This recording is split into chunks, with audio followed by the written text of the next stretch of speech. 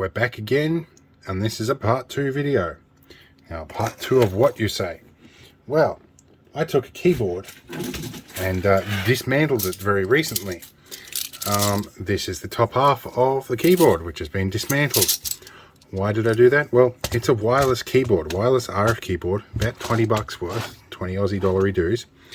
And I wanted to make a remote control for the Raspberry Pi that I have in the 6-wheel drive ambulance that you probably will have also seen in previous videos. Runs Kodi as a media center, and I wanted some specific keys, but I didn't want to have to lug this whole keyboard around. So I thought, when this one got full of water and it got all between the membranes, I decided to rip the membranes out and track which individual keys all correlate back to this little ribbon contact here, which goes to the circuit board at the top, which I've stuck the receiver on. But what happened is, when I moved some of these cables, it started ripping the contacts off the board. Now, I put in a good fight and I spent a good 3 days, and I managed to reconnect most of these, but there's a couple that I can't reconnect, and they're very critical ones that basically render that side of the keyboard pretty useless. The mouse attached to this will still be useful as a wireless mouse. Not all is in vain. So, to that end, I went and bought another one. Now, it's at this point, if you want to see the previous video, the link is in the description, or at least I hope so. I do notoriously forget to do that. If I do, go back a couple of my videos, you'll probably find it. So, anyway, this is the exact same keyboard, and these sell at the local supermarket for not very much money, which is why I'm not too worried about having to buy a second one, although I won't be able to afford to keep up this pace forever. Now, the next thing I did is I went to my local JCar store. These guys always look after me, and I found some decent batteries here. These are not the alkalines, these are something else with a long shelf life, because they take quite a long time to go flat in their setup. Anyway, I also got some remote control shells. I've got 2 different sizes of these. Sounds like the financial manager's coming back. So these will be handy to put everything into, depending on how much room I need. I've got a proper battery holder instead of chopping apart the whole system like I did last time, which you will have seen hanging off that board that I now can't find off camera.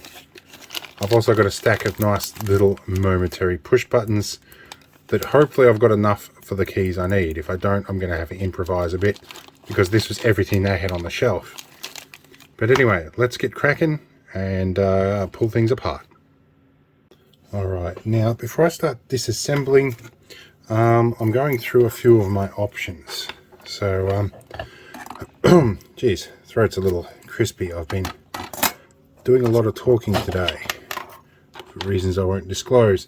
Anyway, and now, a couple of options I had. One was to maybe, instead of putting solid core wire on, put this nice flexible IDE cable and solder that on as a ribbon cable. The other thing I thought was an edge connector, which I have this cable here, which is off an Amiga floppy that I don't really want to cut up, but that edge connector might have the right pin pitch to meet this, but it's also just, the board is just a smidgen too long to fit in there. That, or I could get my reflow gun and try and somehow remove like a PCI or an AGP slot off an old motherboard. That strikes me almost as much work as doing the ribbon cable option. So yeah, given that, I might go put this back on that Amiga floppy that I've got spare, and yeah, I might do the ribbon cable option, I think. But I'm going to have a bit more of a think about it first before I jump into this, because I don't want to have to be buying a third keyboard. Alright, so I've had a bit of a think about it and decided I'm going to go with the ribbon cable method. Now, we're going to continue a long history of stuff that me and my late brother started, which was buying products simply to pull apart. Brand new products. We used to do it a lot with the, what are they? The super cheap auto jump starters. Alright, there's our mouse, complimentary batteries that I probably won't use, and a keyboard. Get the keyboard out. Now, I think the receiver hides out in the back of the mouse. Double check, it does indeed. It's all good. Right. Taking the plastic off it. We're not even going to test if it works. Just going to pull it straight apart because that's why we bought it. And we can keep the other one for reference. Plus these little screws will be handy. I use little screws occasionally for stuff. Wow, they really didn't want this membrane getting misaligned. Now I remember there's a whole bunch of little rubber plugs in here that I'll never ever get back in place in the right order. Or at least I say that because I don't want to convince myself that it's possible. Because there's just like 120 something, 126 of them I think. Even though it's a 101 button keyboard or 101 US layout. There's a bunch of extras for like volume up and volume down and window key and stuff that aren't included in that character set. Alright, keep going here. This is riveting stuff, isn't it? Watching me undo screws from a keyboard. Yeah, now I'll let you know that I'm probably going to solder to that board off camera because the distraction of doing it on camera is probably going to be a bit much, and I've only got really one shot at it this time because I'm not buying another keyboard just to pull apart after sort of gloating about doing such a thing. So I'll probably get all that sorted off camera, and hopefully the next thing you see will be me saying that I've succeeded and they actually missed a screw in that standoff. And it wasn't me because it's brand new out of the box. Alright, let's separate. Or is there a screw underneath the battery bay? There's one under the battery bay. Alright, that should separate. Lifts and separates because Victor says so. Okay, battery bay is away. Now this one's slightly different. Ooh, I might have got a different revision. Let's have a look here. Oh, I hope the pinouts are not different too. I'm going to have to verify a few of them and make sure. Although I'm probably going to do a few things. Let me tend to my apprentice. Alright, so hopefully... Oh, this is definitely a different model. Look at this. The pads are stuck onto the keyboard membrane. And this looks like it's got better spaced contacts. Well, I guess if I connect every contact, then it shouldn't be too hard. Yep, and it's got positive, negative marked on the board. These are bigger pads. And they might be standard pin pitch. Let me have a look. I'm getting a little excited because this might be easier to fit. No, they're about half a standard pin pitch, which is kind of annoying. Or about 0.75% of a standard pin pitch. But that's alright. I think if I just attach a ribbon cable to every one of these and then glue it down, I think that might be the way to go here. Yeah.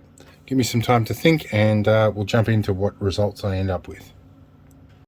Alright, so progress update.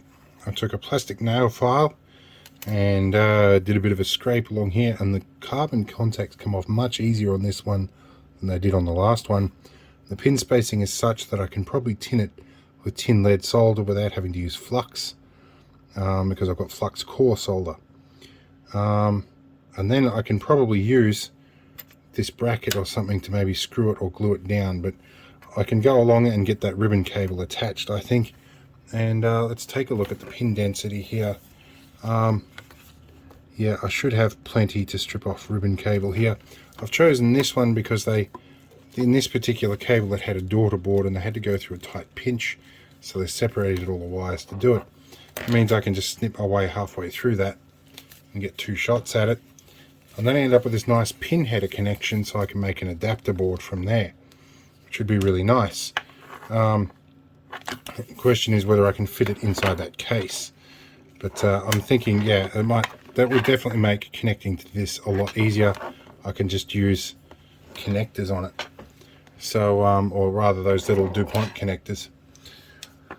All right, anyway, let's get this cable soldered. All right, so we have an adapter. We've got all the connections put on there. Now I've got to figure out the pin out of this thing and make a translation chart. And now I probably need to check all my pinouts again to see if it's the same as the other one.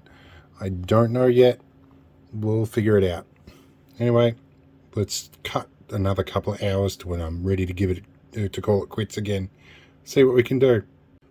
All right, so we've moved along a bit.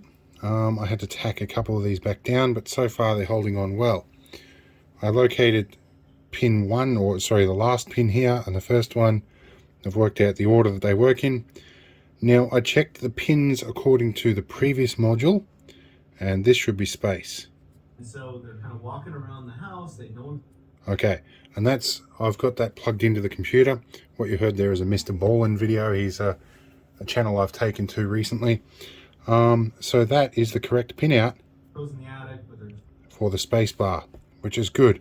That means all the pin outs are right. I haven't wasted all my effort. Now I can just make a direct connection with a pin header into these, which would be so much easier.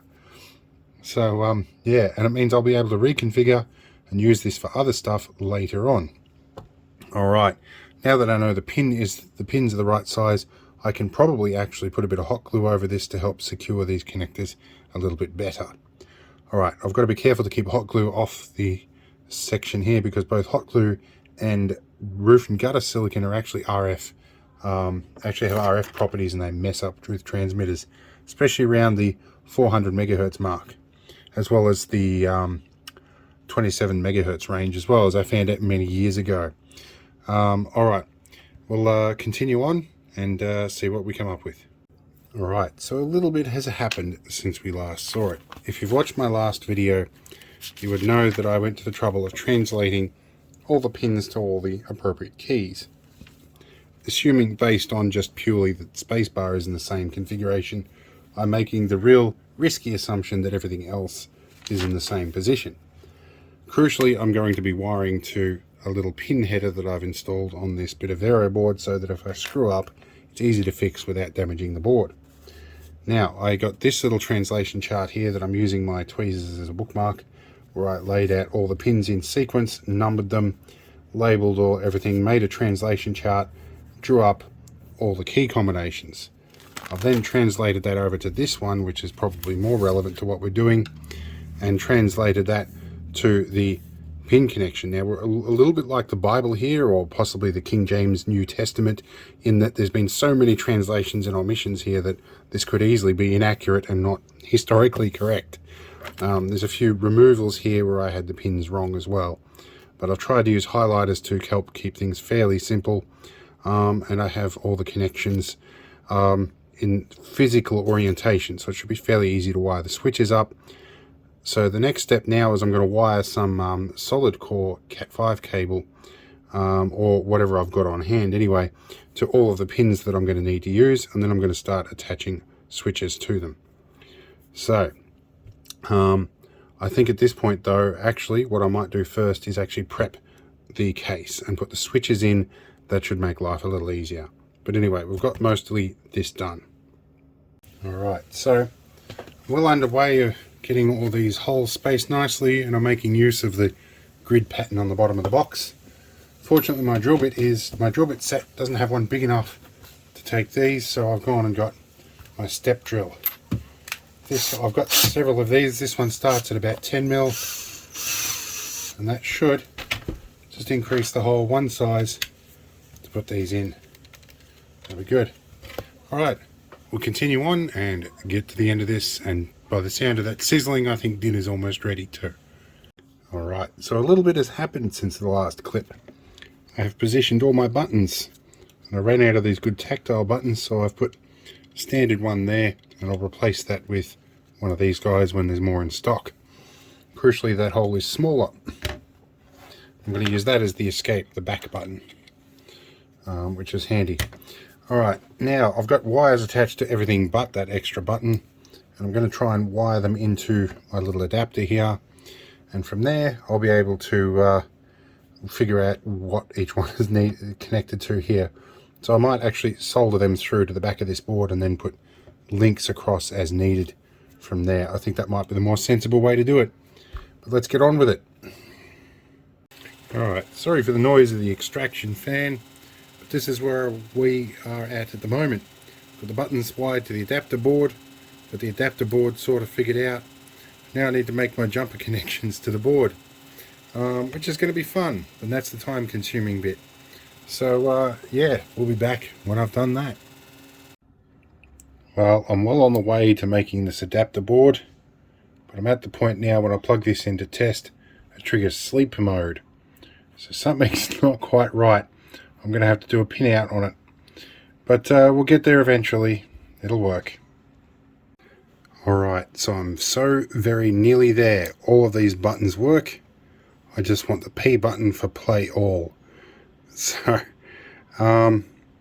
yeah, before I glue everything in here. So I'm going to drill another one and put a tactile switch in here. And then that'll be it. We'll have our play button. But yeah, so far everything works, and I'm getting to the point where I don't really want to mess with it. But anyway, let's finish this up. Well, we're almost at go time. I have everything mostly lined up. I've put this down with a bit of blue tack so that I can reposition it if I need to. I'm going to turn this around a little bit. We need to put our end plate in here.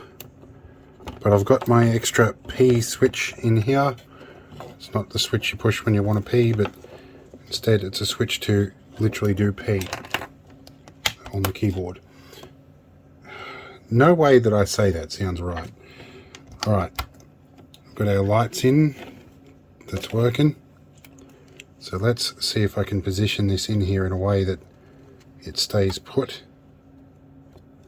And let's see if I can push all this together without having a smoke up. Okay, so you actually need to go further towards the center of the unit to avoid the connector that's in the way there. Alright, we'll get this in a minute. Let's change our camera angle up a bit so you can see what I'm doing as I mess with this. Alright, that is in. Oh, you got to be kidding me. My battery box is going to collide with that. I'll have to undo the hot glue and relocate it a couple of mils and chop these bosses off. Well, you might as well watch me do the mods. One advantage to hot glue, you can do stuff like that. The other advantage to flush cutters.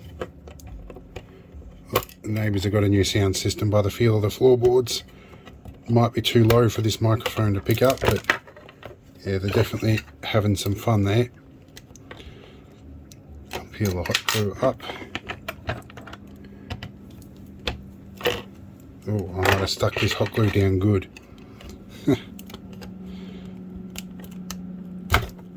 Well, at least if I can get it hot enough, I can re-stick stuff to it. That might be the way to go. Where's my gas torch? Over here. I can just get it softened a bit without deforming the plastic. We'll be good. Plonk your batteries right up hard against the bottom end of this. Sit them there. Take this guy. Position that about there somewhere. Now let's see if it all goes together. I'm glad I got the bigger box. Now the other switch up here is going to be in the way. I'll bet your bottom dollar it's that extra switch no, that's not the problem. The problem is that I've got the case halves on backwards. Give me a moment.